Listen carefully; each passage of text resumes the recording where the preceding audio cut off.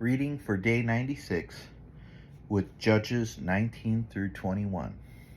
Judges 19.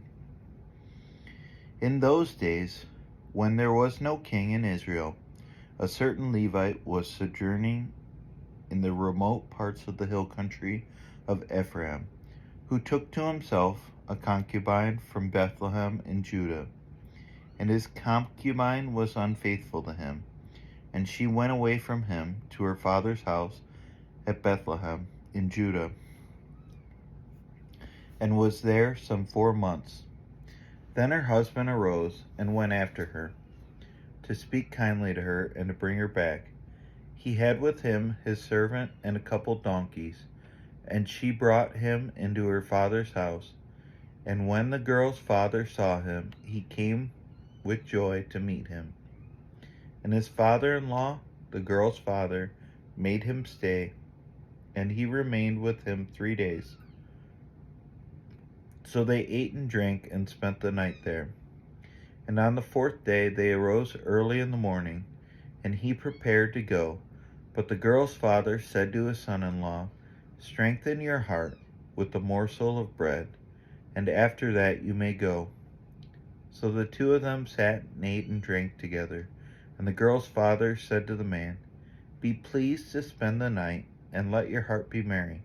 And when the man rose to go up, his father-in-law pressed him till he spent the night there again. And on the 5th day he arose early in the morning to depart. And the girl's father said, "Strengthen your heart, and wait until the day declines." So they ate, both of them. And when the man and his concubine and his servant rose up to depart, his father-in-law, the girl's father, said to him, "Behold, now the day is waned toward evening. Please spend the night. Behold, the day draws to its close. Lodge here, and let your heart be merry, and tomorrow you shall arise early in the morning for your journey and go home." But the man would not spend the night. He rose up and departed, and arrived opposite Jebus, that is, Jerusalem. He had with him a couple of saddled donkeys, and his concubine was with him. When they were near Jebus, the day was nearly over, and the servant said to his master, "Come now, let us turn aside to the city of the Jebusites, and spend the night in it." And his master said to him, "We will not turn aside into the city of foreigners, who do not belong to the people of Israel, but we will pass on to Gibeah.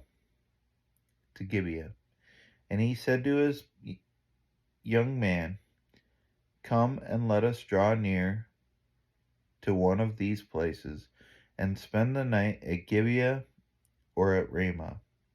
So they passed on and went their way. And the sun went down on them near Gibeah, which belongs to Benjamin.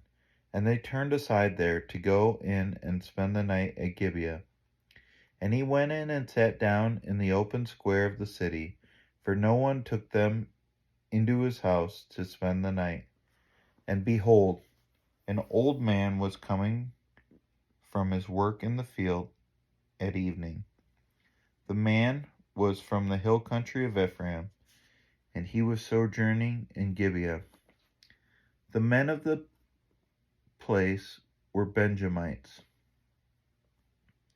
And he lifted up his eyes and saw the traveler in the open square of the city.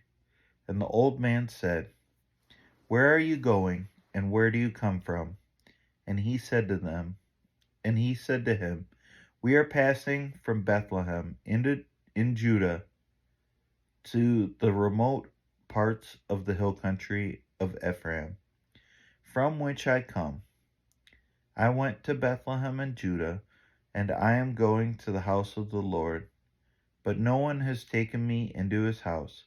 We have straw and feed for our donkeys, with bread and wine for me and your female servant, and the young man with your servants.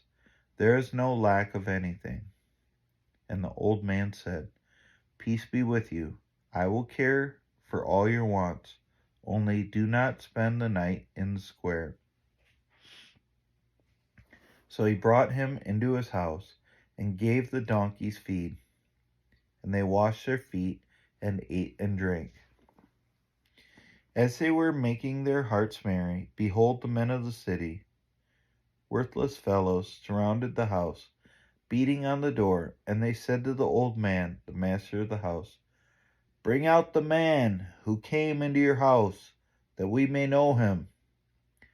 And the man, the master of the house, went out to them and said to them, No, my brothers, do not act so wickedly.